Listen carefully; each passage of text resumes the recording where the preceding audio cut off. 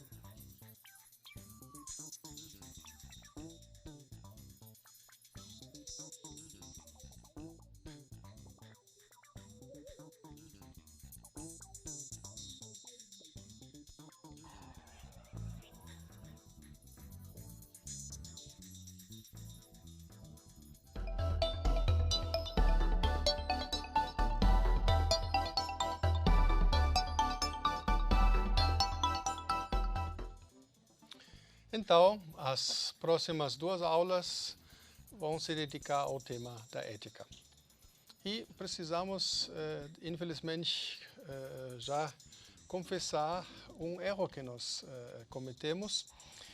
Há uma inversão das aulas, ou seja, enquanto vocês no guia encontram um tema introdutório e depois o tema de hoje, no cronograma essas aulas foram invertidas e seguimos então a decisão da coordenação de manter as aulas como elas constam no módulo, só que isso causou pequenos problemas, porque conceitos que eu expliquei agora na próxima aula seriam interessantes para serem usados também hoje. Por exemplo, a distinção entre deontológico e teleológico não ficou claro, obviamente, porque de fato eu não tinha isso previsto ainda como assunto nesta aula. Então vamos já esclarecer esta distinção. Para alguns eu consegui enviar esta mensagem via o e-mail. Deontológico, grego deon, dever, são todas as éticas que aplicam um princípio que deve ser depois executado sem distinção, ou seja, independentemente da pessoa a qual se aplica ou ao lugar, ao tempo, ou seja, que for. Enquanto uma ética teleológica sempre reflete o resultado. Bom é que, de fato, traz um bom resultado. Bom não é algo meramente a partir de uma boa intenção. A ética teleológica é a ética da responsabilidade social, é a ética da responsabilidade política e parece, por exemplo, na famosa legislação da responsabilidade fiscal dos nossos governos. Hoje, então, é a aula de aplicar aquilo que nós vamos aprender na próxima aula, mas não é bem assim. De fato, hoje eu gostaria de mostrar como se constrói um modelo, um raciocínio ético a partir de um exemplo concreto. O exemplo que eu escolhi é o exemplo da necessidade de uma abordagem mais sustentável em nossas igrejas. A princípio, todos nós sabemos de que se trata, uma vida que cuida de tal modo dos recursos naturais que as futuras gerações têm, no mínimo, as mesmas condições de vida como a nossa geração. Isso é o princípio da sustentabilidade, refletindo sobre o aspecto social, sobre o aspecto econômico e o aspecto ecológico. E a pergunta, então, que nós vamos hoje lançar é como, numa perspectiva de uma ética teleológica, nós deveríamos nos posicionar e defender também a causa, diante das nossas próprias igrejas ou comunidades, a causa da sustentabilidade de uma vida sustentável. Então, vamos começar. Esta coisa não funciona aqui.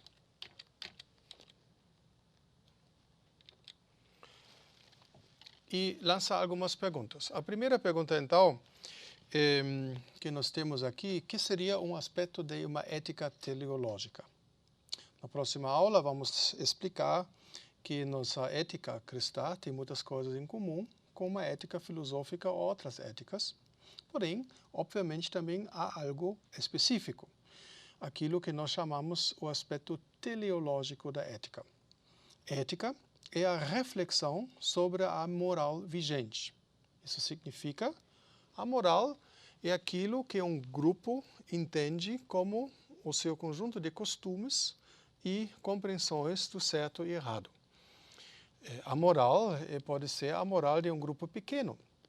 Por exemplo, corintianos do futebol, eles têm uma ética entre seus pares. Já palmeirenses também têm uma ética muito específica entre palmeirenses.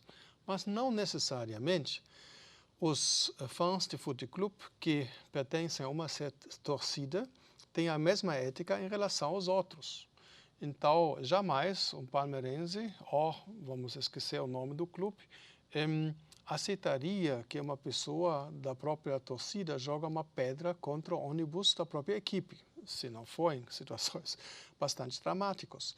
Agora, acontece sim que ações de provocação, ou seja, outras coisas, acontecem entre torcidas ou junto às equipes de futebol do outro time.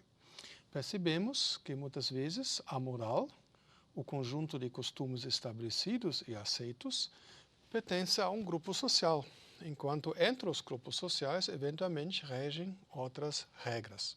A ética agora é o processo de refletir sobre este assunto. Podemos chamar ética também o discernimento moral, ou seja, discernir sobre a moral. Então, ética é um processo reflexivo e ele inicia-se no momento que nós precisamos tomar decisões e ou não sabemos o que fazer, ou ainda não sabemos, ou não sabemos mais. Ética começa quando a nossa vida é marcada por um ponto de interrogação. O que fazer? No momento que não tenho esta pergunta, provavelmente a moral vigente do meu grupo, talvez da minha igreja ou da minha sociedade, é considerado suficiente por mim e os meus pares. Né? A gente faz aquilo que nós costumeiramente estamos fazendo. Pronto. Mas no momento que isso não funciona mais, ou porque surge um novo problema, uma nova situação, aí de fato começamos com um processo de reflexão ética. Já a ética teleológica se refere não a um método específico, mas a um conteúdo específico, na verdade a um critério específico. A ética teológica traz critérios, isso são aspectos para discernir, de uma forma criteriosamente, ou seja, de forma argumentativa, discernir entre o bem, o mal, o melhor, o pior, o mais favorável, o menos favorável. E então, este processo de reflexão nós chamamos ética em distinção da moral. Que seria, então, ética teológica? Seriam, por exemplo, conceitos que agora nos ajudam neste processo de discernimento. Certamente, nós automaticamente chamaríamos aqui... gente, isso é muito ruim.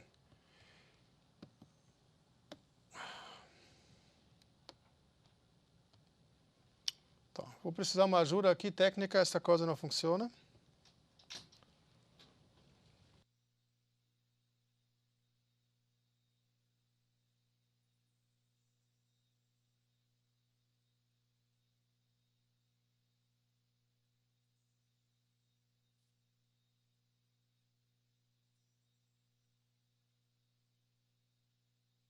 gente, de fato, eu tratei mal aqui a tecnologia. Então, esses critérios são critérios que nós, pela perspectiva teológica, então, trazemos também para um discernimento ético. Primeiro que nós chamamos aqui seria um princípio que faz parte da antropologia teológica.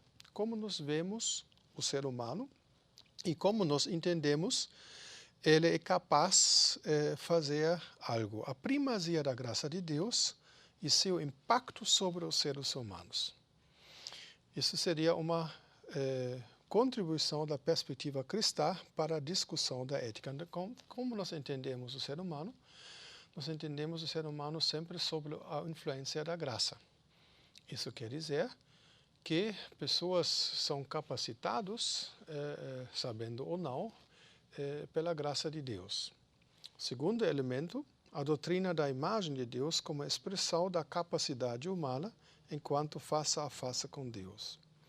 O que nós queremos dizer aqui? Mais uma vez, antropologia teológica. Existem diversos aspectos daquilo que nós chamamos na teologia imagem de Deus. Uma seria, por exemplo, o aspecto político. Entendemos a capacidade do ser humano de se organizar socialmente, mesmo de uma forma imperfeita, de constituir a sociedade, de construir de fato a sociedade, isso de fato independente de uma religião, por exemplo, ou de uma suposta não religiosidade, um efeito do aspecto político da imagem de Deus. Nós temos este dom de nos organizar desta forma, mesmo não de forma perfeita, porém todos os seres humanos aprendem isso em sociedade. O perdão também como a possibilidade da superação de ciclos viciosos de vingança e do ilegalismo. Como eu disse, a construção social ela não é perfeita.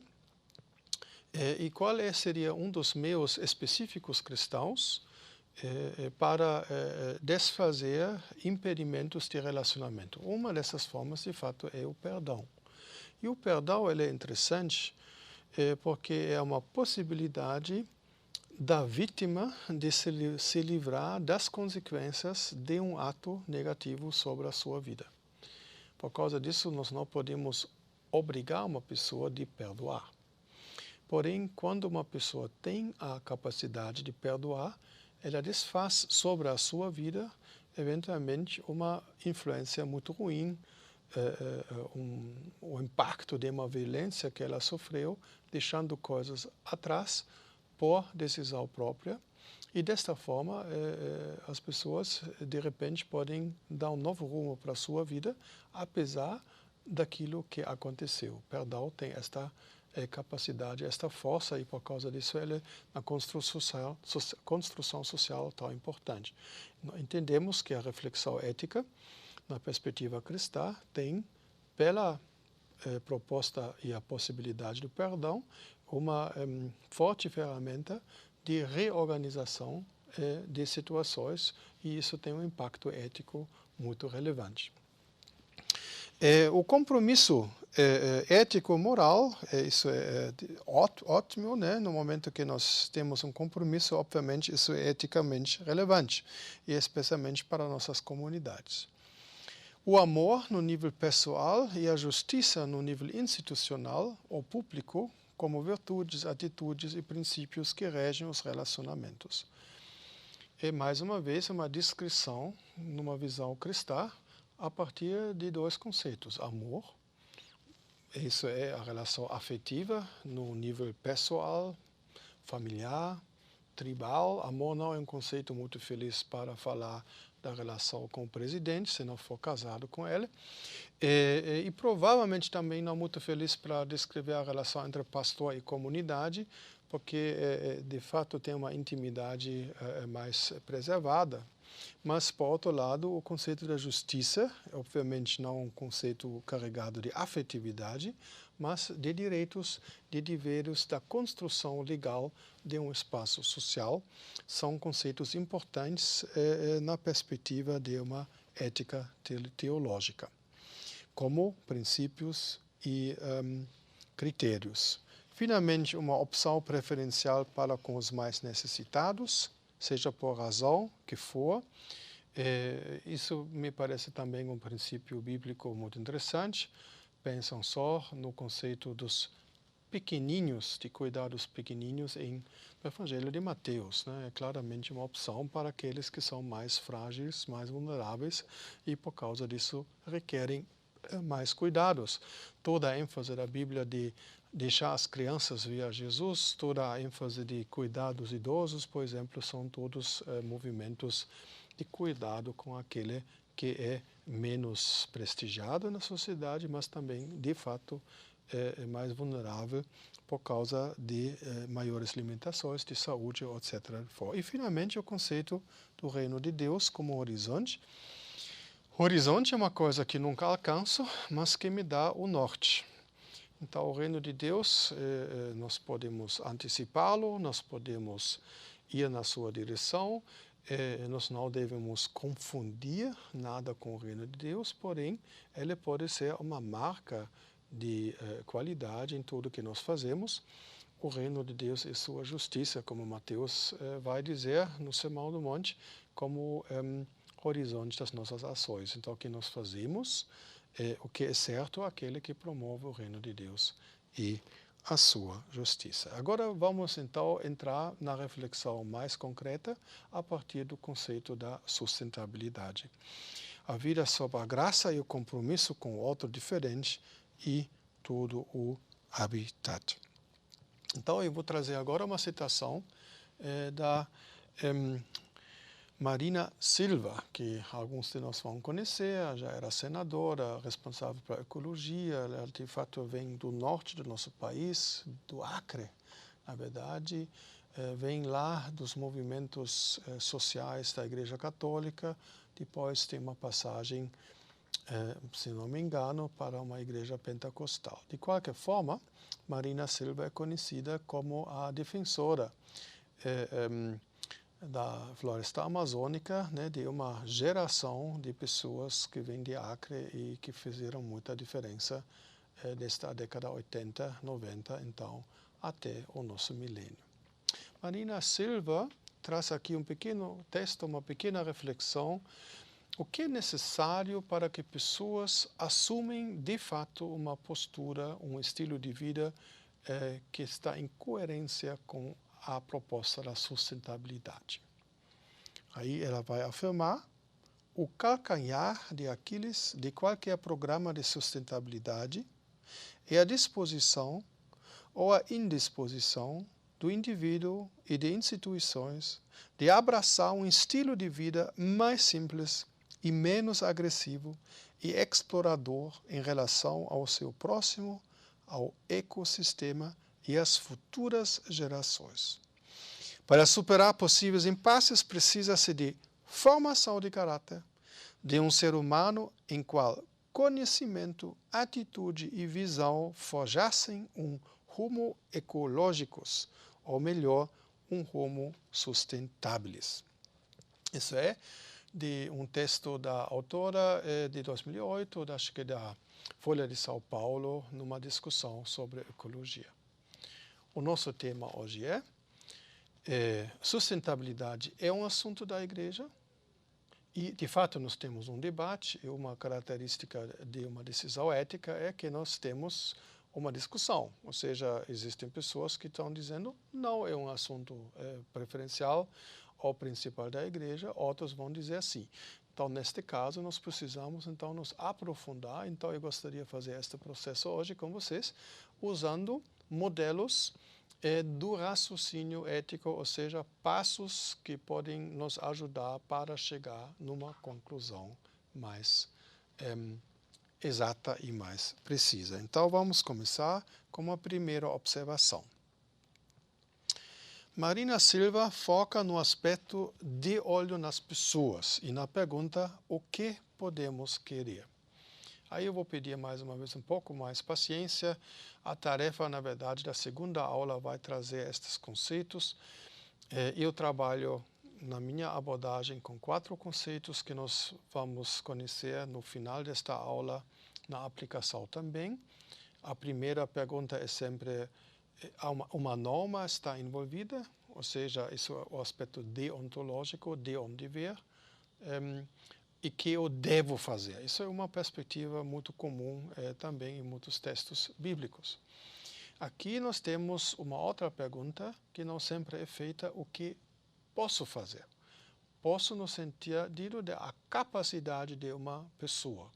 De fato, isso é aqui que Marina Silva está focando.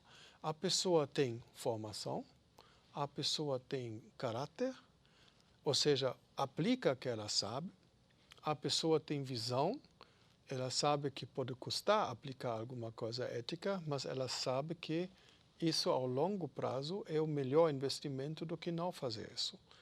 Caráter, atitude, formação, visão, como 3 princípios que transformam uma pessoa em potencial, um agente que eventualmente pode fazer uma coisa, numa pessoa que faz. É interessante, isso é a minha interpretação, me parece que aqui transparece um pouco, de fato, o caminho da própria Marina Silva, porque ela vem dos movimentos católicos, onde a ética da virtude é uma capacidade de fazer as coisas, e a ética mais individual, pentecostal, os dois convergem para uma ética que foca mais na pessoa. Né? Só para já resumir isso aqui, por causa da inversão das aulas, quais são os outros princípios? Primeiro, então, norma deontológica. Segunda perspectiva seria a perspectiva da ética pessoal. A pessoa pode, é capaz, a exigência, ela pode corresponder à exigência. Esse é um aspecto importante. A mesma demanda para uma criança, para um idoso ou para uma pessoa de 40 anos não faz necessariamente sentido. Terceira perspectiva, a perspectiva do resultado. Aqui isso nós chamamos teleológico, ou seja, aquilo que olha para o resultado final. Bom é, nesta perspectiva, algo quando ele não somente parte de uma boa ideia ou de uma boa intenção, mas quando o resultado, de fato, é o melhor possível entre os possíveis resultados. Isso é a perspectiva teleológica. E, finalmente, tem ainda a ética situacional, que não pergunta o que esta pessoa é capaz, mas ela pergunta quais são as circunstâncias que possibilitam ou não possibilitam tal ação. Coisa simples, uma pessoa numa prisão não tem as mesmas possibilidades de livre movimentação como uma pessoa fora da prisão. Então, certas exigências não podem ser feitas a uma pessoa que vive nestas circunstâncias. Então, norma, resultado, circunstância, pessoa. São essas 4 perspectivas que nós negociamos. Entendemos que, em conjunto, essas 4 perspectivas ou essas 4 perguntas nos ajudam para entender melhor uma situação, para ajudar de chegar numa proposta de ação, um resultado de um discernimento ético. Ok, voltamos então para o tema da sustentabilidade e aqui então para a proposta da Marina Silva. Agora, a Marina Silva não é só uma pessoa que pensa no nível individual, ou pessoal. Aparece aqui disposição ou indisposição do indivíduo e de instituições. Isso é uma coisa diferente. Instituições são coisas organizadas por indivíduos, mas eles funcionam, inclusive, como a própria dinâmica. E a sociedade, na verdade, é o lugar onde diversas instituições negociam o que deve ser feito e o que não deve ser feito.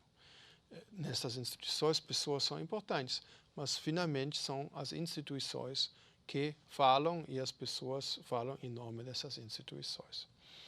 Instituições não funcionam como pessoas. E uma das éticas importantes na lógica das instituições é, por exemplo, a ética da responsabilidade. Uma instituição, ela precisa ser justa. Para ser justa, eu não posso pagar mais do que eu tenho. Então, no final do trabalho do prefeito, ele precisa zerar a sua caixa, mas ele não pode deixar uma dívida para outro. Né? Aqui a ética é uma ética social, ou seja, uma ética que reflete sobre as responsabilidades em relação à sociedade.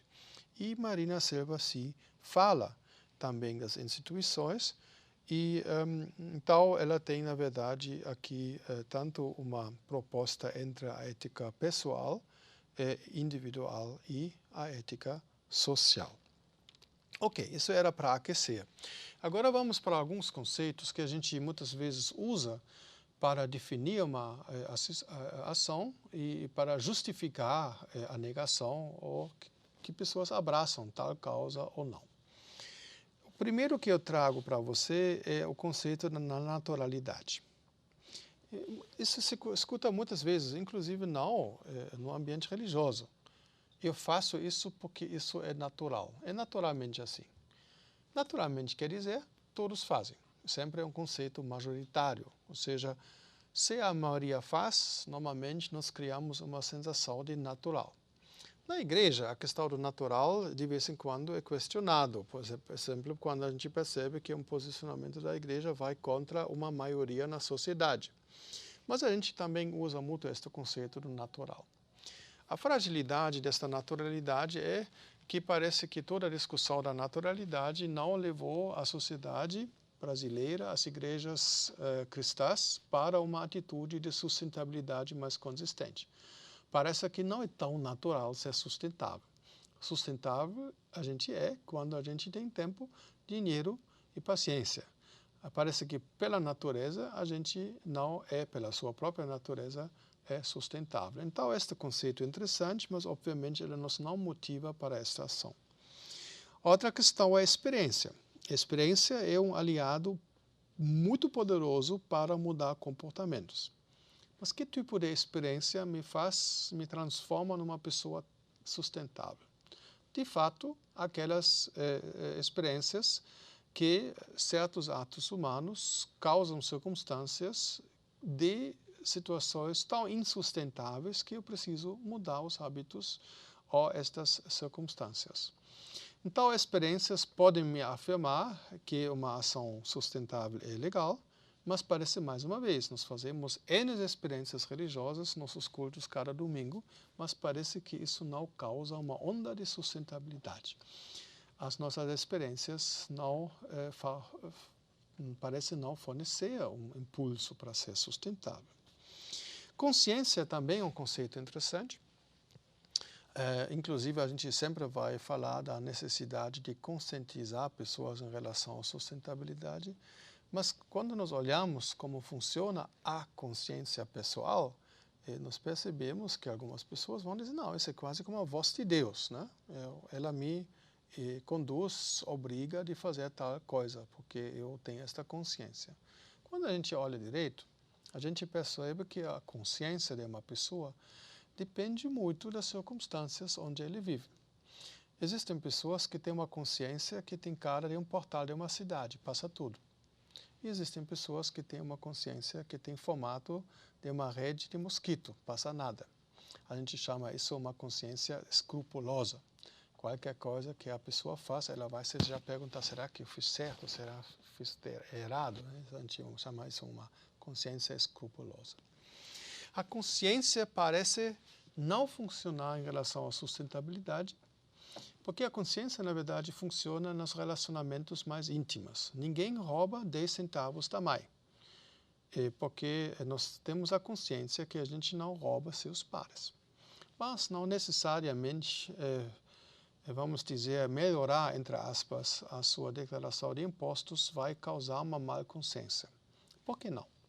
Porque o Estado é uma construção abstrata e a consciência, ela de fato dá alarme só quando nós falamos dos relacionamentos mais íntimos, mais afetivos. Por exemplo, também ainda no nível tribal, né? São Paulistano não engana São Paulistano, mas eventualmente um membro de uma outra equipe, porque ele de fato faz parte de uma outra tribo e aqui regem outros princípios e não mais os princípios da minha própria tribo. Consciência, então, também não é um conceito que nos resolve todas as coisas. Muitas vezes, de fato, não resolve muita coisa além das relações mais íntimas. E por causa disso, precisa-se do argumento ético que cria uma razão, isso de fato é um nível lógico, quanto à moral comum, baseado naquilo que é natural ou a própria consciência ainda não movem as pessoas. Então, isso de fato é a questão do argumento. Agora, ninguém se engana. Lógica também não move muita gente, né? Precisa ser uma lógica que cria também afeto, que cria relacionamentos, que cria novas experiências, que se busca a partir desta razão.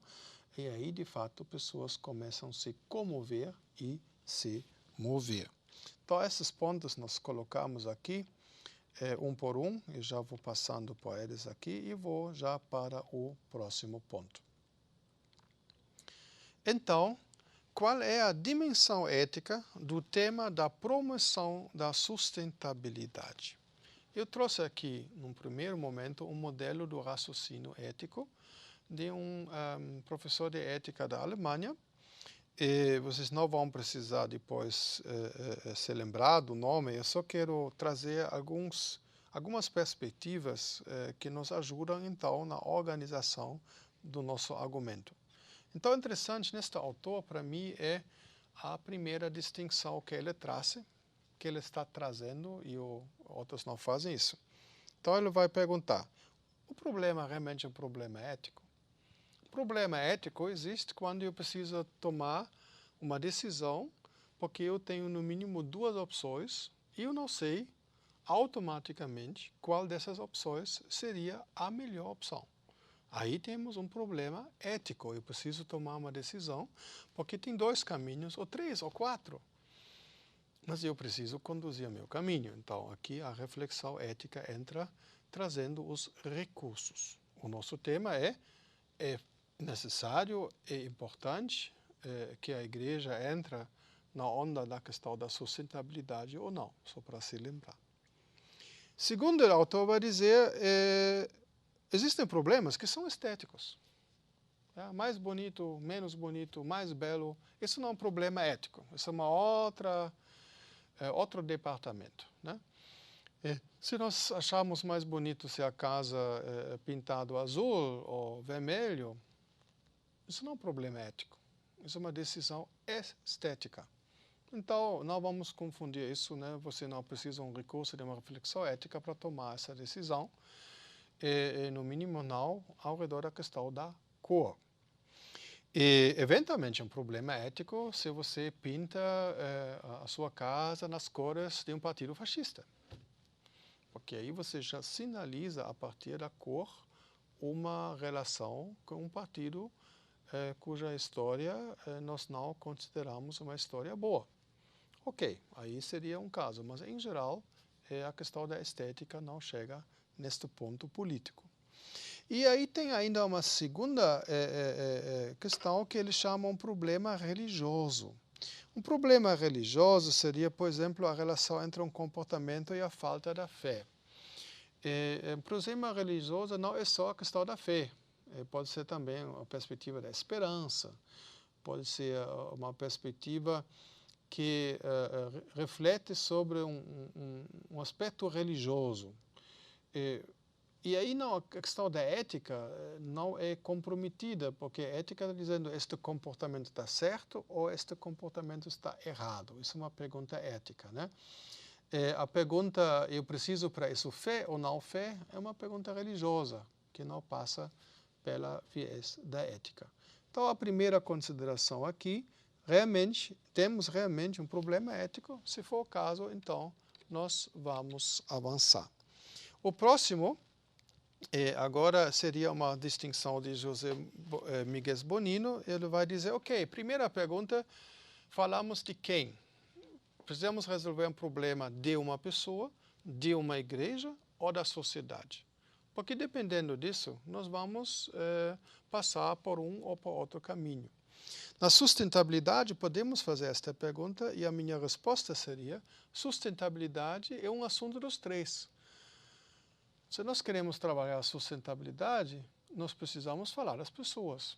nós devemos falar da igreja e também deveríamos falar da colaboração da igreja na sociedade.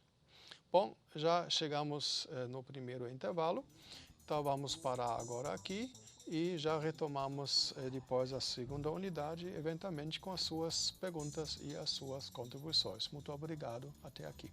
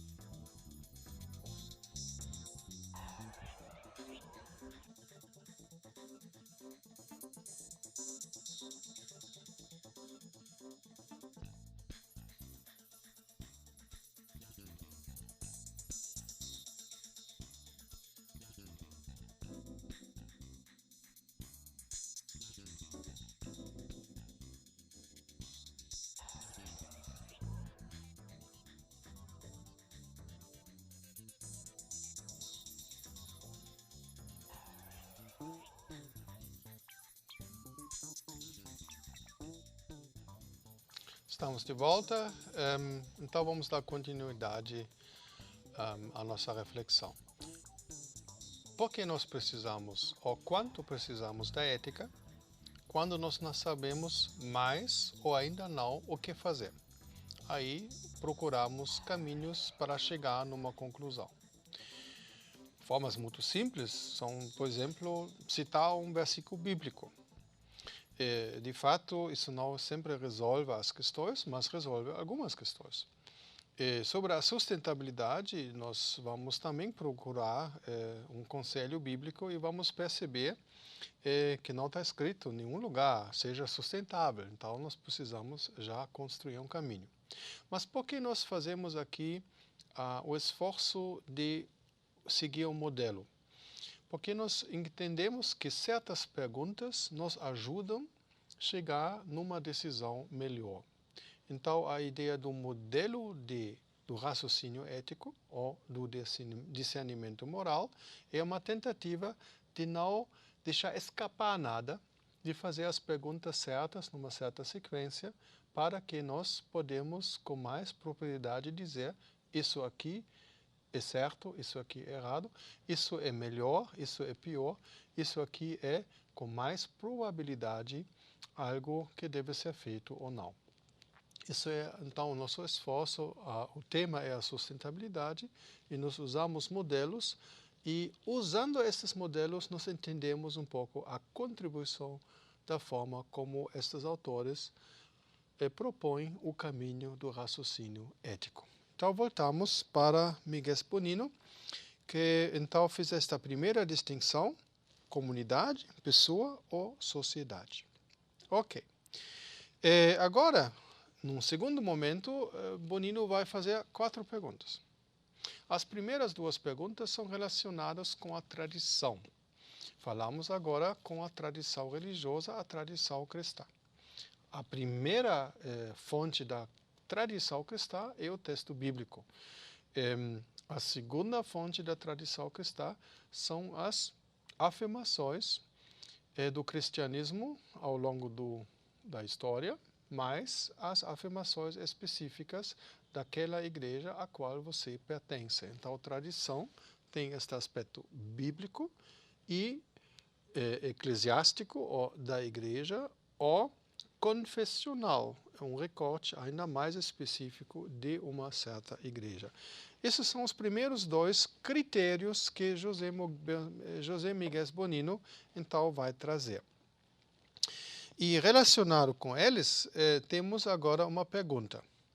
No início, eu fiz uma rápida introdução nos 4 princípios, ou das 4 perspectivas básicas de um raciocínio ético. Eu falei da ética deontológica, princípios, normas, deveres.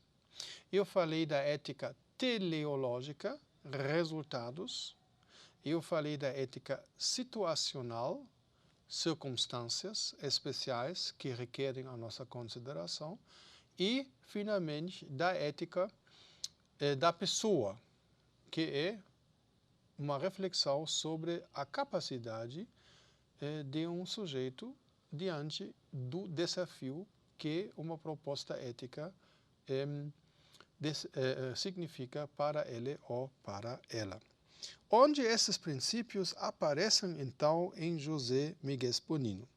De fato, Bonino lê a Bíblia como fonte do aspecto deontológico, dever, norma, e como fonte do aspecto teleológico, onde nós queremos chegar. O reino de Deus, por exemplo, é algo que está em construção, não está realizado, ou seja, aquilo que está em nossa frente. Isso é um aspecto teleológico. Você não pode mentir é uma norma que deve ser aplicada. O problema da ética normativa é que ela entra em crise quando você tem 2 normas, porque você, na verdade, tem 2 normas que querem dizer eu quero ser aplicado. Quando eles entram em conflito, você fica numa saia justa, porque você, na verdade, não tem um terceiro critério que vai lhe dizer qual das duas normas deveria ter a preferência. Aí você chega, então, no Novo Testamento, onde você vai ler que o amor é o princípio a qual todas as normas deveriam seguir. Isso é uma forma, de certo modo, de deconstruir normas e, por outro lado, de qualificar normas. Normas têm seu sentido promovendo o amor, mas é claramente não simplesmente uma aplicação de uma nova norma pré-instalada.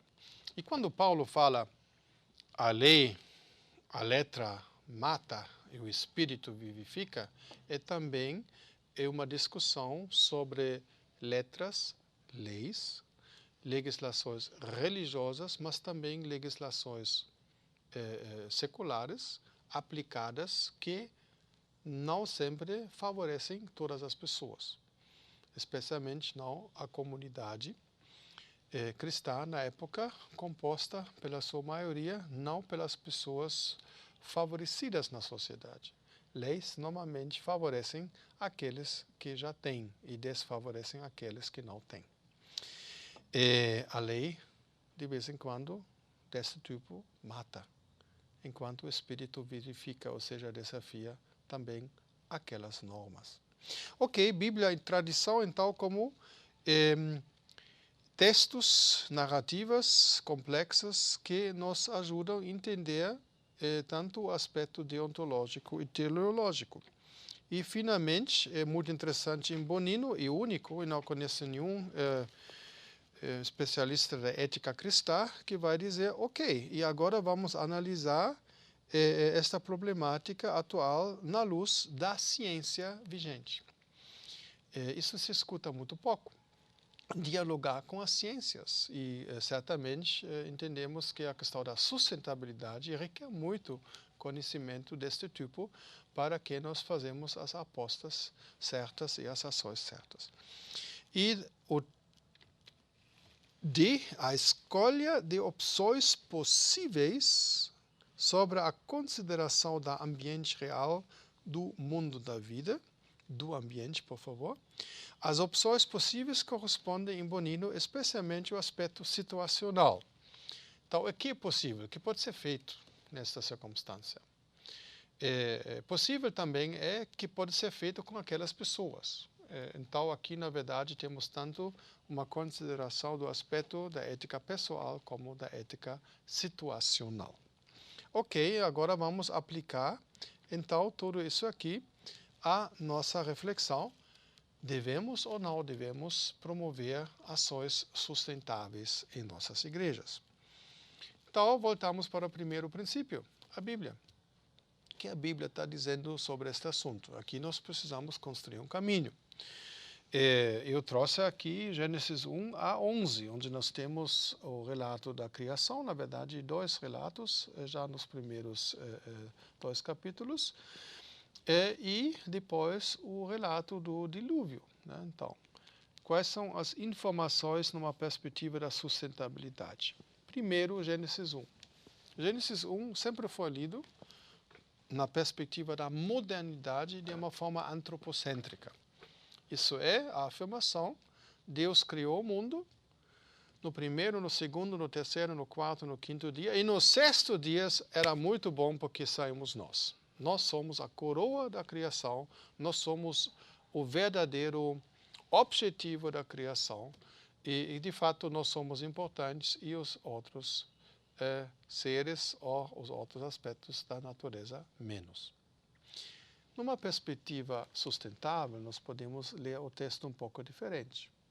O que acontece quando o primeiro dia da criação não será mais, vamos dizer, acessível? Nós vamos morrer, porque sem luz nós não vamos poder viver. O que acontece caso que nós não temos mais água? Ou quando nós temos água em excesso? Nós vamos morrer. Então, mais uma vez, uma dependência também do segundo dia da criação. O que vamos fazer sem plantas? Nós vamos morrer. O terceiro dia da criação, mais uma vez, mostra a fragilidade enquanto nós não temos mais acesso àquele resultado do terceiro dia. E o que vamos fazer sem animais, etc, etc. Eu vou parar aqui. Gênesis 1 também pode ser lido então da seguinte forma. O ser mais fragilizado, o ser que mais dependente da criação anterior, somos nós, seres humanos. Então, se isso é, de fato, a nossa situação, quem sabe faz todo sentido cuidar da luz, cuidar da água, cuidar da terra, cuidar, na verdade, de todos esses aspectos, cujo último resultado nós somos no processo da vida e da criação.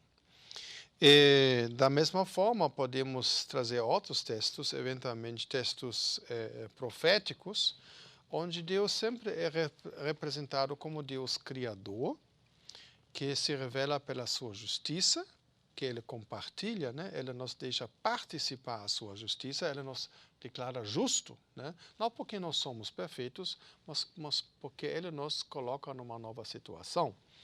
E através da história da libertação, pela palavra dos profetas e pela criação. E criação nos profetas não é somente algo, o lugar onde Deus se revela, né? Eu olho para as estrelas e eu penso em Deus. Mas também é o lugar onde Deus compartilha a sua justiça. Toda a questão da alimentação, alimento é justiça. Não ter acesso ao alimento é injustiça. Isso está relacionado com a criação. E não somente como objeto da justiça do ser humano, né? Mas também como parceria da construção e manutenção da vida humana. Então, de fato, olhando para os textos bíblicos, tanto os textos da criação como do dilúvio, eles trazem temas que são altamente relevantes para uma reflexão sobre a sustentabilidade. O assunto está no texto, nós precisamos só nos reencontrar com o texto para ter esta percepção. Novo Testamento, a ardente expectativa da criação aguarda a revelação dos filhos de Deus. Isso é uma afirmação para a comunidade e certamente tem um aspecto salvífico, mas pode ser lido também numa perspectiva sustentável. Há algo que a comunidade deve fazer porque a criação está sofrendo. E a criação para nós não é matéria morta, ela é produto da boa vontade de Deus, Criador. Ou seja, nós temos argumentos na sobra do Antigo e do Novo Testamento de promover, sim, uma ação sustentável em nossas igrejas. E quanto aos nossos 7 critérios que eu trouxe no início, podemos fazer o seguinte. Os primeiros 2 referem-se ao potencial geral do ser humano. A pergunta é, podemos? E a resposta é, podemos. Nós podemos viver de forma mais sustentável. A coisa não funciona porque nós não temos a capacidade. Nós talvez não podemos querer. Isso é vamos dizer, uma omissão, mas não é porque nós não podemos. Isso não é só numa perspectiva humanista, que também é uma perspectiva válida. Eu falo agora da ética teológica. O ser humano, na perspectiva cristã, é capaz de viver numa perspectiva sustentável. Não fazendo isso, ele fica atrás da sua própria vocação. Os itens 3 a 7 referem-se à vocação específica de cristãos e cristãs, ou seja, o conceito do perdão faz parte, no mínimo, de uma concepção religiosa. Claro que uma pessoa não religiosa pode perdoar. O recorte específico do perdão cristão pertence ao cristianismo. Agora, isso significa, no mínimo, que a questão da sustentabilidade nos princípios teológicos é um assunto da igreja. Então, mesmo que eu talvez agora não faça um julgamento sobre a sociedade em geral, eu me dirijo à igreja e dizer, olha, segundo esses princípios teológicos, que são importantes em todo o texto bíblico, vocês deveriam, com seriedade e com carinho, discutir o tema da sustentabilidade. Porque tem a ver com a perspectiva do reino de Deus, tem a ver com uma opção que cuida dos mais fragilizados. Crises ecológicas sempre custam mais aos pobres do que às pessoas com mais bens. Exemplo, tínhamos a crise de água em São Paulo, que nós aumentamos o preço da água. Ou seja, a gente fez um recorte. A partir de tal quantidade de consumo, nós temos um desconto, além disso, nós pagamos mais. Mas nós não relacionamos o preço da energia com o salário que nós temos. Nós, de fato, trabalhamos o costume. Claro que uma pessoa que ganha 10 mil reais e paga 300 reais para a energia, se ela paga, de repente, 600, é ruim. Mas uma família que ganha 1.000 reais e paga, em vez de 50, talvez 100, é muito mais ruim. Ou seja, muitas vezes, todo o nosso sistema de taxação é, na verdade, um sistema que favorece pessoas com mais riqueza e desfavorece pessoas com menos riqueza. Ou seja, a opção preferencial para as pessoas mais necessitadas é muito importante na perspectiva sustentável e, muitas vezes, ela não existe. Ok, então nós poderíamos trazer então, esses conceitos e nós podemos chegar numa conclusão. Só que antes precisamos nós, vamos dizer, sensibilizar mais para uma outra questão. Existem doutrinas, isso são também aspectos teológicos das igrejas que eventualmente jogam contra. O que seriam estas doutrinas? Por exemplo, uma teologia, uma antropologia teológica que está dizendo que o ser humano é incapaz, seja que for, para fazer algo que é parecido com a sustentabilidade. Ele é sempre egoísta, ele nunca vai aprender. Então você pode ter uma antropologia teológica, uma visão teológica do ser humano, que não dá margem para um potencial de fazer alguma coisa de uma forma com mais perseverança, de forma mais sustentável. Se você tem uma antropologia dessa, você vai dizer, olha, isso não é possível porque a gente não dá conta. Já dizemos que nós não concordamos com isso, porém isso pode acontecer. Então o discurso da compreensão que é o ser humano, que ele é capaz, é fundamental para a nossa questão. A antropologia teológica, então, precisa dar conta da demanda da sustentabilidade. Mas você também pode ir para o outro extremo, que seria não o microcosmo, o ser humano, mas o macrocosmo, o próprio universo e talvez a sua compreensão escatológica. Escatológica no sentido da presença da ação divina no mundo e apocalíptica no sentido de uma esperança que só pode imaginar o acontecimento do bom na sua plenitude depois de uma abrupta e radical finalização daquilo que nós chamamos espaço e tempo, o nosso mundo. Isso pode te levar até o ponto que você vai dizer este mundo agora, neste momento, nos próximos 10 anos, não tem esperança nenhuma.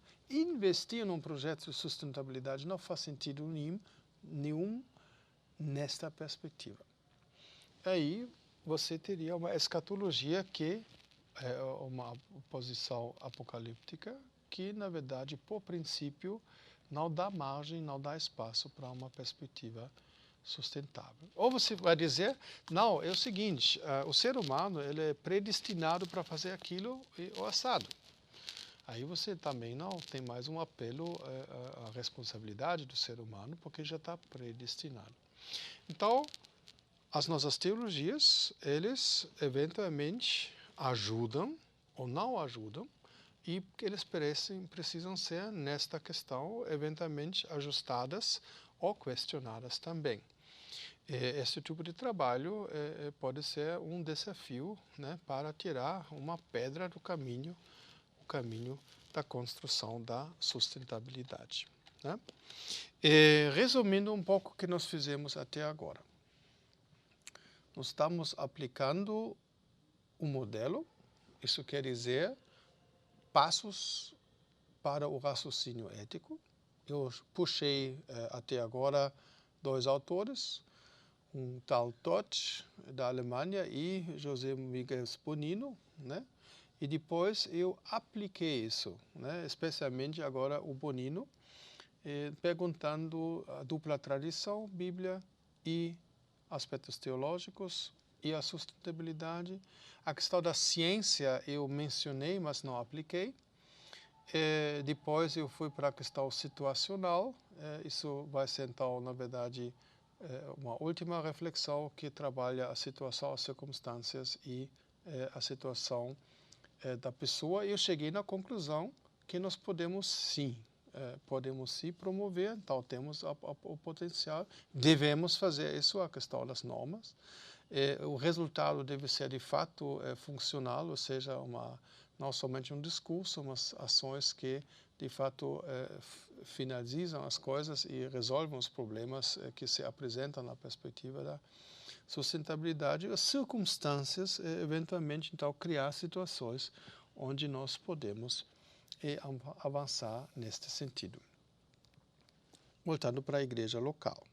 Se isso tudo é verdade, se nós temos razões bíblicas, se nós temos razões teológicas, se nós vemos a capacidade, no mínimo como suficiente para avançar nesta direção, sim, nós deveríamos assumir uma posição mais sustentável. Eu, por exemplo, me pergunto o que seria uma forma da missão sustentável. Tá? No nosso mundo, olhando aqui para o espaço da Grande São Paulo, por que as igrejas cristãs, que são muitas, não têm prédios ecológicos? Na minha igreja local, Vila Floresta, em São Bernardo do Campo, nós agora acabamos de trocar todas as lâmpadas de gás por lâmpadas LED. Né? O consumo é, acho que um terço menor do que o antigo sistema. Isso é uma decisão ecológica que requer um investimento, mas que também causou um certo orgulho da comunidade que disse, nós começamos a cuidar um pouco mais dessas questões. Isso é o caminho certo. E como nós tratamos na igreja a questão da água? Como nós tratamos na igreja a questão dos copos de plástico? Então, energia, água, a criação de resíduos são sempre assuntos que merecem a nossa atenção nesta perspectiva. Bom, antes de antecipar, então, o nosso próximo passo, vou repetir as 4 perspectivas, né? Criar uma certa redundância, né? Primeira perspectiva, a perspectiva deontológica ou das normas. Quais normas precisam ser aplicadas ou consideradas para tal ação ou para tal decisão? Teleológico. Quais são os resultados que nós queremos e sem esses resultados nós não consideramos a ação uma ação boa. O aspecto circunstancial, quais são as circunstâncias, as condições ao redor das pessoas que impedem ou promovem esta ação. É aquela pedra que a gente tem que tirar do caminho para chegar lá. E qual é o potencial da pessoa, ou seja, realmente a sua capacidade de fazer aquela coisa que nós entendemos como uma coisa boa.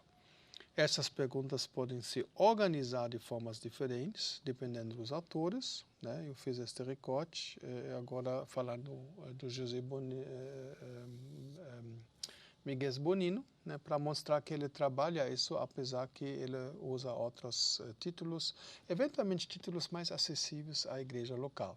Bíblia, tradição, ciência, circunstâncias, o possível, são conceitos que talvez se explicam, são mais autoevidentes. Mas atrás disso tem as 4 perguntas: deontológico, teleológico, situacional e pessoal.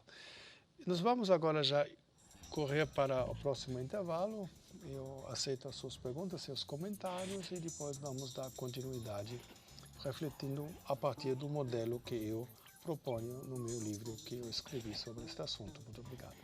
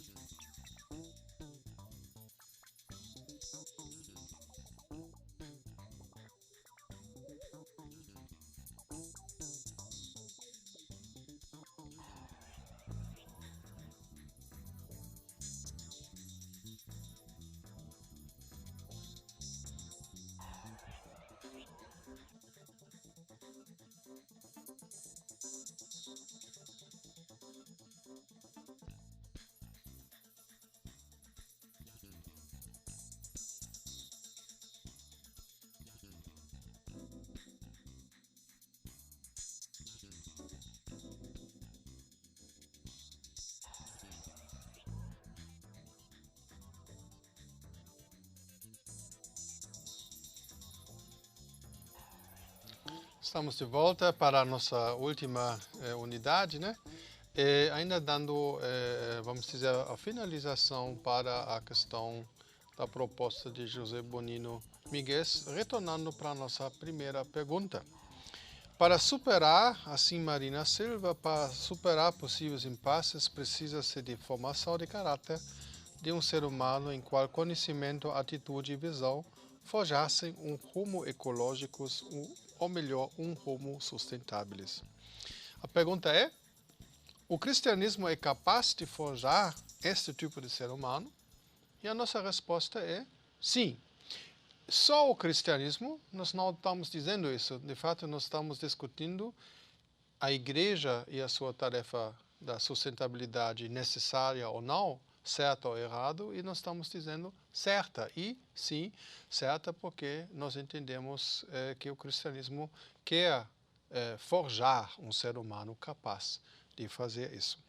Ou seja, as igrejas deveriam responder na altura do desafio. Segundo a Bíblia, dizemos, e os 7 critérios teológicos, eventualmente outros também nós podemos afirmar, sim, é biblicamente correto de ser sustentável e teologicamente também desejável. Nós podemos agora fazer a pergunta: qual tipo de experiência e educação forja, então, este tipo de ser humano? Porque agora estamos até agora na teoria. Devemos fazer, podemos fazer, queremos fazer, mas como nós formamos mesmo? Porque, de fato, as igrejas até agora não formaram uma grande frente a favor da sustentabilidade. Então, quais seriam os caminhos para avançar nesta direção? Aí vamos um pouco para as ações, ora para o operacional. A primeira afirmação que eu gostaria de fazer é: sustentabilidade tem que ser algo integrado em nossa espiritualidade, em nossa visão do mundo, a nossa compreensão do sagrado, a nossa forma como nós nos relacionamos com Deus. A sustentabilidade ou aparece nisso aí, ou ela nunca será algo importante na igreja. Então, o primeiro assunto que eu gostaria de colocar, internamente, quando a igreja em si, nós precisamos uma espiritualidade sustentável.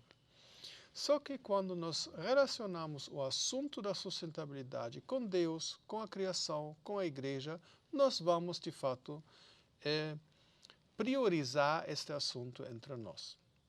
Então, nós precisamos de uma espiritualidade que não foca simplesmente no indivíduo. Nós precisamos de uma espiritualidade que considera a importância da criação. Nós não somente somos nova criação, nós não somente somos nova criatura, indivíduos novos, mas nós somos nova criação. Isso é, fazemos parte de um mundo maior em construção por Deus. Ok, então esta espiritualidade sustentável, ela é necessária. Sem isso, a igreja não vai avançar na direção de uma vida mais sustentável. Segundo, em nível de sociedade, mas também em nível da igreja, nós precisamos de uma educação para a sustentabilidade. Se a nossa senso da natureza, se a nossa experiência, se a nossa consciência, seja o que for, nós não automaticamente leva a uma atitude sustentável, nós precisamos nos educar. Nós precisamos entender, compreender, assumir, nos apropriar de algo que parece não naturalmente faz parte do nosso dia a dia. Né? Então, a educação é um elemento muito importante na questão, no caminho de uma igreja mais sustentável. Igrejas que têm escolas dominicais usam este meio. A pregação sempre é um meio propício também para a promoção da educação, num certo aspecto, um certo comportamento. Criação de uma certa visão, motivar para uma nova forma de responsabilidade. A educação cristã, então, o segundo elemento chave: espiritualidade e educação. E o terceiro elemento que me parece importante é, de fato, mais uma vez, em nível de igreja e da sociedade, um projeto de sustentabilidade pessoal e institucional. Por que nós não ensinamos, depois que a gente se auto-ensinou, que é um estilo sustentável em nossas casas? Muitas vezes são as nossas próprias crianças que vêm com essas ideias das escolas, que de fato trazem esta provocação, e nós, por falta de educação, de formação, de compreensão, baixamos um pouco a bola, diz não, isso não é tão importante, ou seja o que for, e este ímpeto já vai para o vazio e nos não ajuda na transformação das nossas próprias casas. Então, a questão da sustentabilidade tem um nível pessoal, tem um nível importante nas nossas próprias casas, mas também tem um nível da sociedade. Nós podemos e nós devemos afiliar e colaborar em iniciativas que promovem a sustentabilidade. Onde estão os lugares de deixar as suas pilhas velhas? Você joga no lixo? Não existe na sua cidade um lugar onde nós podemos colecionar, onde se coleciona esses materiais para serem ou depositados de forma adequada ou reaproveitados. Nós podemos fazer um mapeamento para todas as igrejas da cidade. Olha, aqui são os lugares onde a gente pode fazer essas coisas. Seriam iniciativas simples e com grande efeito para a natureza. Ou seja, esta questão da educação e depois das ações de um projeto que cuida tanto do nível pessoal das pessoas, como do nível da igreja, como da interação com iniciativas da sociedade, poderia ser um dos projetos da igreja que você tem. E creio eu que isso certamente vai aumentar o respeito a favor da sua igreja, caso que você tenha um projeto desta magnitude. Ok.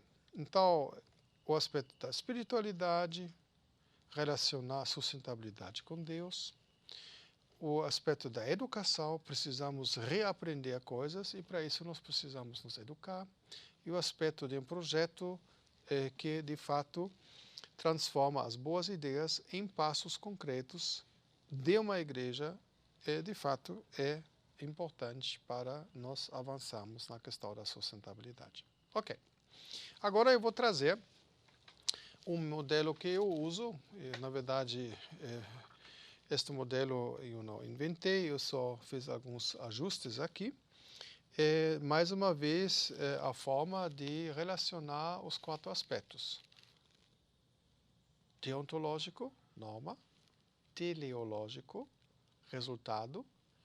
Situacional, aquilo que me prende ou que me mobiliza ao meu redor, e pessoal, aquela capacidade ou incapacidade que faz uma ação possível ou que impossibilita esta ação.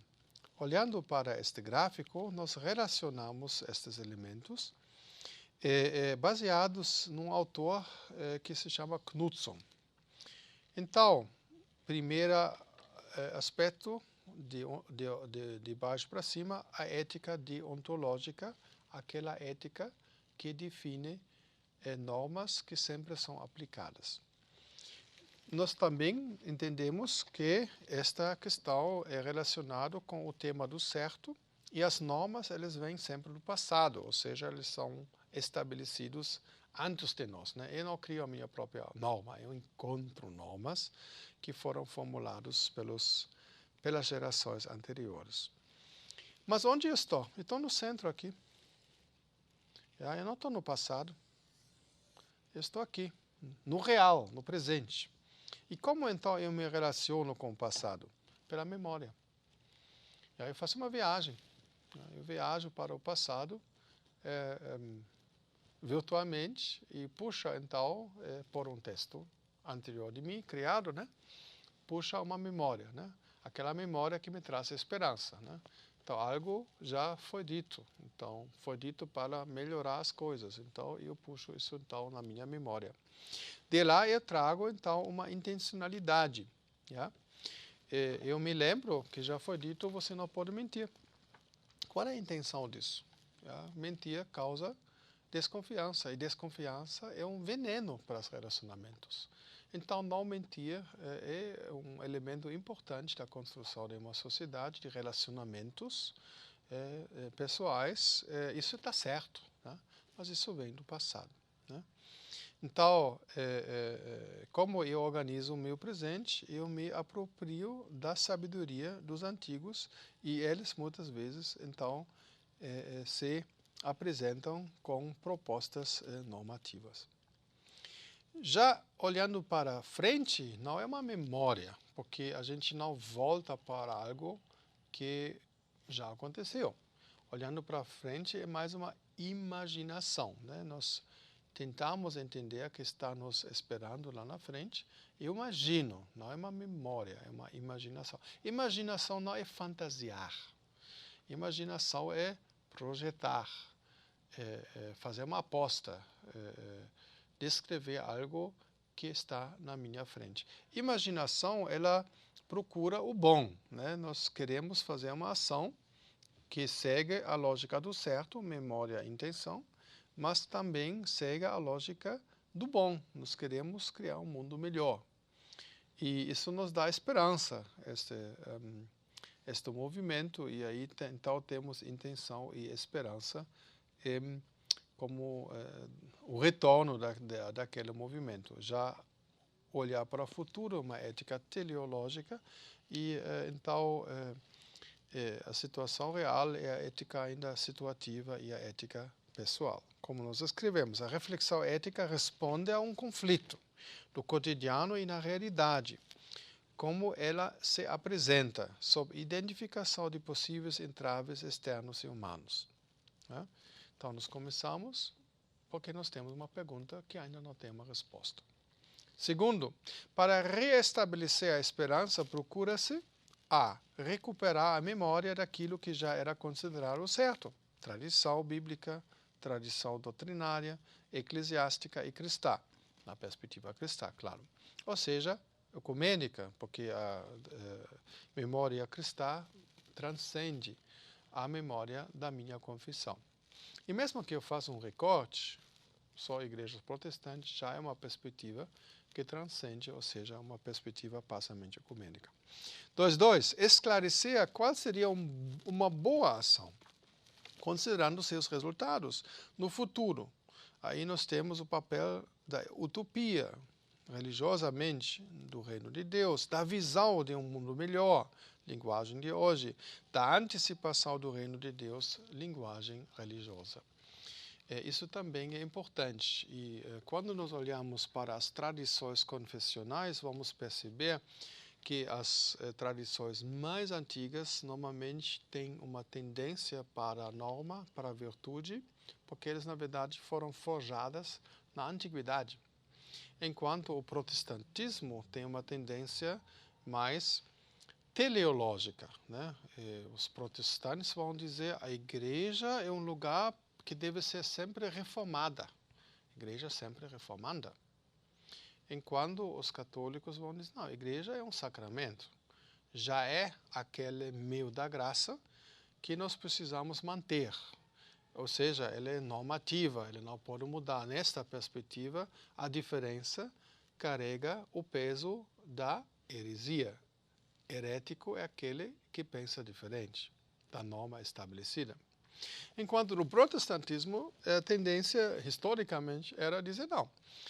O peso que nos não deixa avançar, este peso é a tradição. A tradição impede, porque ela não quer modificação. Esta tensão, ela está embutida no nosso sistema, porém, numa forma construtiva.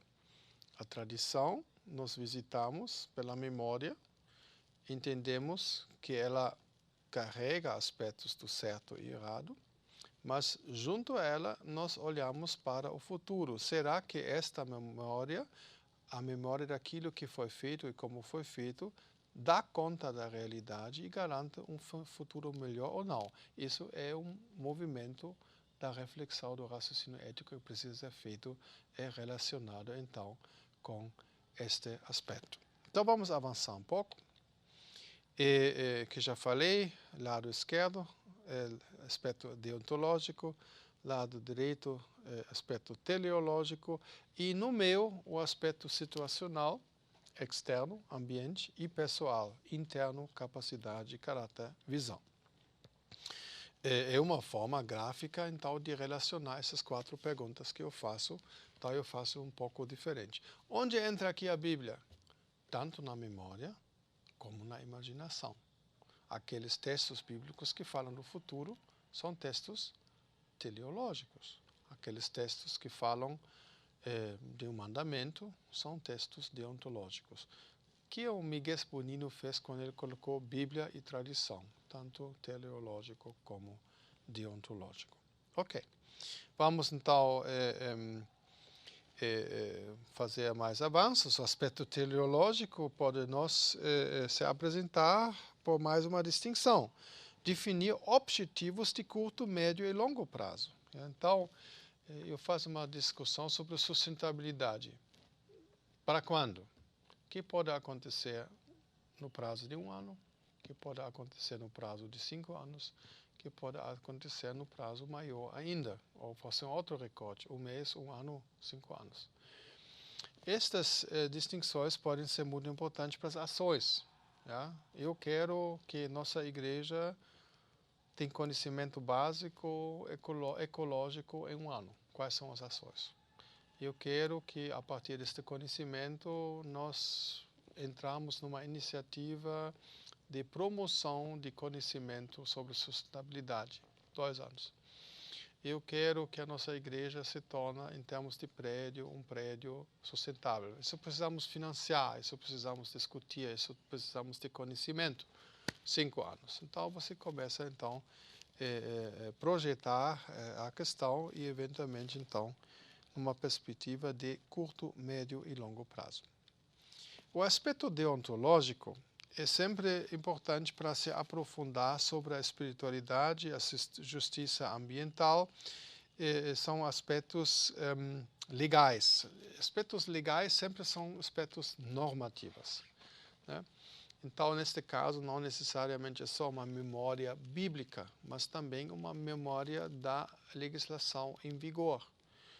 Cada igreja precisa uma liberação dos bombeiros, e nós sabemos como funciona. Eles vão dar uma olhada, como são as instalações elétricas, como são as instalações hidráulicas, como são os caminhos de fuga em termos de um incêndio, etc, etc.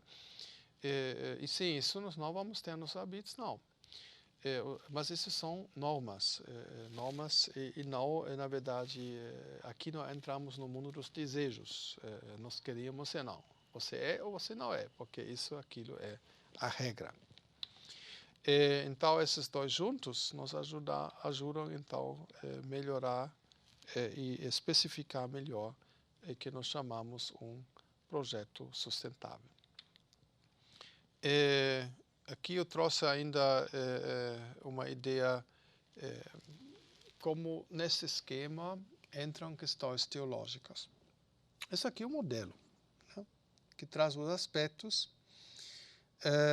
Agora, este modelo pode ter resultados muito diferentes dependendo de alguns aspectos teológicos. Então, eu gostaria agora, nesta fase, mostrar isso. Eu vou, então, pegar o meu esquema e vou fazer o quê? Eu vou trabalhar conceitos. Só o conceito de Deus. Imaginamos que a concepção majoritária da sua igreja é de um Deus irado. Yeah? Um Deus da ira e um Deus da lei. Então, você está na sua situação, se pergunta o que deve ser feito e você volta para a memória bíblica e que você encontra lá, em primeiro lugar, uma tradição de dizer Deus é justo, santo, mas não dá para brincar. Tá? Positivamente, uma seriedade. Deus da ira, eventualmente, é mais do que seriedade. Ok, isso é a memória. Qual, então, é a intenção que se relaciona com esta visão de Deus? Bom, se Deus é assim, Deus é perigoso. Ok, então eu não quero cometer erros. Deus corrige os pecadores. Mas isso não é uma visão muito criativa e certamente não muito experimental. A sua maior ocupação e preocupação será de não cometer erros. Existem administrações que funcionam assim. O chefe é um chefe duro, então o que você se cuida para não ser alguém que cometa erros. Desta forma, você também não vai nunca arriscar muita coisa, porque risco sempre implica a possibilidade de erro. Ok, então essa seria a intenção. Qual é a sua imaginação? Você imagina caso que você não faz aquilo, e você vai ser punido. E o medo da punição, então, vai ainda mais diminuir a sua criatividade, né? Porque você, se não se arrisca, né? Então também não pode ser tanta reclamação, né? E a aprovação, então, final do fiel é do perseverante, né? Eu manteve esta atuação mais ansiosa, do medo, ou seja, eu de fato estou agora esperando um bom resultado no céu, porque eu não arrisquei tanta coisa. Ok, agora vamos fazer assumir uma outra perspectiva. Na minha memória, Deus é para mim, em primeiro lugar, aquele que liberta, que dá vida, que me promove, que quer meu bem. Qual é o aspecto intencional que eu trago desta memória de Deus? Né? Eu vou, eventualmente, me sentir muito convidado e atraído, e eu vou, talvez, duplicar este convite. Dizer, olha, da mesma forma como Deus me acolheu, você também pode ser acolhido por Deus. Enquanto na primeira visão, eu vou dizer, olha, nós temos, se você voltar para me sincronizar, não cometa erros. Então, a minha mensagem para você também é não cometa erros. Isso cria uma certa forma de relação e impossibilita outros aspectos. Ok, então vou repetir o convite. Venha todos a mim, porque eu escutei isso. Isso é a intenção da evangelização, né? Criar vida. Aí eu vou começar a imaginar. O que significa isso? Isso significa, na verdade, um mundo onde a justiça, a misericórdia, o perdão governam os relacionamentos. E disso eu trago a esperança, né? Antecipar o reino, vamos correr riscos, vamos sonhar um outro melhor, mundo melhor, vamos nos comprometer com coisas que os antigos eventualmente não cogitaram, mas agora temos a oportunidade, então vamos avançar. Qual é a diferença entre esses dois modelos? A sua visão de Deus. Então, a nossa compreensão de Deus, a nossa ideia de Deus, ela, dentro do mesmo modelo, é uma memória que provoca intenções, que provoca imaginações, que configura a nossa esperança de uma forma muito específica. E aí voltamos para a importância da teologia. Este aspecto teológico, ele alimenta-nos de tal modo que o resultado da ação pode ser muito diferente, apesar que se usa o mesmo modelo. Então, a ética teológica, ela não pode somente discutir passos, mas também tem que discutir antropologia teológica, a compreensão do ser humano, teologia no sentido mais literal, compreensão de Deus, e tudo que entre a compreensão de Deus e a compreensão do ser humano ocorre na perspectiva, na teologia cristã. Então, este momento aqui, para mim, é bastante importante. Aqui, de fato, entra a teologia na ética. Não só são os passos, os 4 passos, aprendi os 4 passos. Mas, de fato, a nossa compreensão de Deus e relacionado com isso a nossa compreensão do ser humano vão dar pistas, possibilitar ações, impossibilitar ações e então esse aspecto se torna um aspecto vital da nossa construção de uma ética teleológica. Bom, estamos na fase de finalizar a nossa aula, a nossa primeira aula da ética, que nós fizemos. Nós usamos um exemplo, o exemplo da sustentabilidade, e fizemos uma pergunta. As igrejas devem ou não embarcar nesta questão? Eu trouxe para vocês dois modelos, basicamente, apesar de uma pergunta adicional de um autor alemão, José Miguel Bonino, e o modelo que eu uso. Aliás, eu publiquei um livro sobre isso, Coragem de Fazer o Bem, que pode ser adquirido também pela editora da Faculdade de Teologia, onde eu explico este esquema aqui um pouco mais. Eu sinalizei 4 aspectos que podem nos ajudar, que devem ser contemplados para um raciocínio ético de qualidade. Mostrei que esses 4 aspectos aparecem, por exemplo, em autores que não usam esses nomes, mas no caso do José Bonino, né, onde o aspecto teleológico, deontológico, citacional e pessoal aparecem nos seus 4 passos. Né? E, finalmente, fiz uma reflexão sobre a minha proposta, aqui afirmando, a questão não é se você segue um outro modelo. Né? A questão é que você começa a intuir a contribuição das 4 perspectivas para chegar numa conclusão de uma reflexão ética de melhor forma. Isso é, na verdade, a questão. Então, resumindo, nós mostramos isso em relação ao tema da sustentabilidade. Mostramos de forma argumentativa que a sustentabilidade é um assunto importante nas igrejas, mas usamos a sustentabilidade como exemplo do raciocínio ético. Finalmente dizemos, se nós queremos chegar lá, nós precisamos de uma espiritualidade, uma educação e uma interação nos diversos níveis, pessoal, igreja, sociedade, para promover mais estas ideias.